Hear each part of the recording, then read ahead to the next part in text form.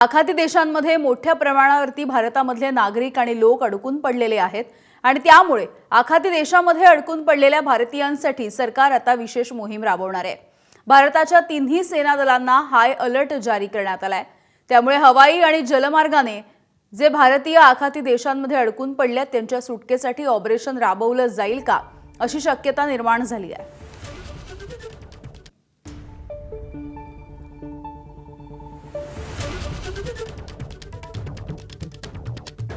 तर अनेक प्रवासी हे आखाती देशांच्या वेगवेगळ्या भागांमध्ये अडकून पडलेले आहेत। युद्धजन्य परिस्थितीमुळे सध्या सगळ्याच पद्धतीचे मार्ग आणि प्रवास हा ठप्प झालेला आहे, बंद झालेला आहे आणि त्यामुळे भारताच्या तिन्ही सेना दलांना सध्या हाय अलर्ट जारी करण्यात आलाय।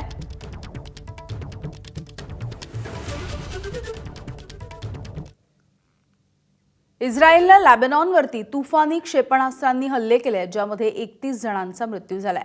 लेबनॉनच्या आरोग्य मंत्रालयाने ही माहिती जारी केली आहे। सकाळी लेबनॉनने इस्रायलवरती ड्रोनचे हल्ले केले। लेबनॉनच्या ड्रोन हल्ल्यामध्ये अनेक इस्रायली हे जखमी झाले होते। लेबनॉनच्या ड्रोन हल्ल्यांना आता इस्रायलने खतरनाक प्रत्युत्तर दिलेले आहे आणि यामध्ये लेबनॉनमध्ये असणाऱ्या 31 जण हे ठार झालेले आहेत।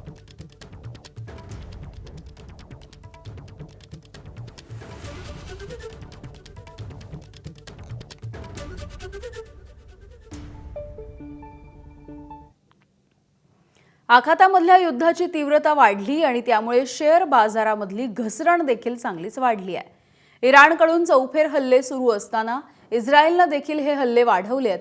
त्यामुळे शेअर बाजारामध्ये आता ही घसरगुंडी सध्या बघायला मिळते आहे। सेन्सेक्स मधली घसरण आता 1600च्या ही वर गेली आहे, तर निफ्टी 500 अंकांपेक्षा अधिक अंकांनी घसरलाय।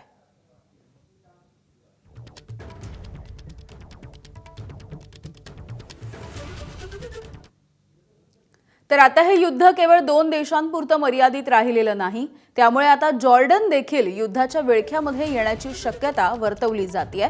जॉर्डनवरती मिसाईल आणि ड्रोनच्या माध्यमातून मोठे हल्ले होण्याची शक्यता आहे। त्यामुळे सायरन वाजता तातडीने सुरक्षाच्या ज्या ठिकाणी सुरक्षा असेल त्या अशा सुरक्षित ठिकाणी जाण्याचा सल्ला अमेरिकन दूतावासाकडून नागरिकांना दिला जातोय। जॉर्डन हा इस्रायलच्या दक्षिणेला असलेला देश आहे। तिथे अमेरिकेचा तळ देखील आहे। त्यामुळेच त्यावरती आता इराण हल्ला करायची शक्यता आहे।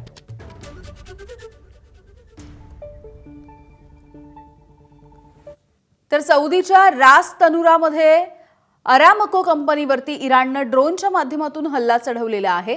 शाहीन ड्रोनच्या माध्यमातून अरामकोच्या तेल रिफायनरीवरती हा हल्ला करण्यात आलाय।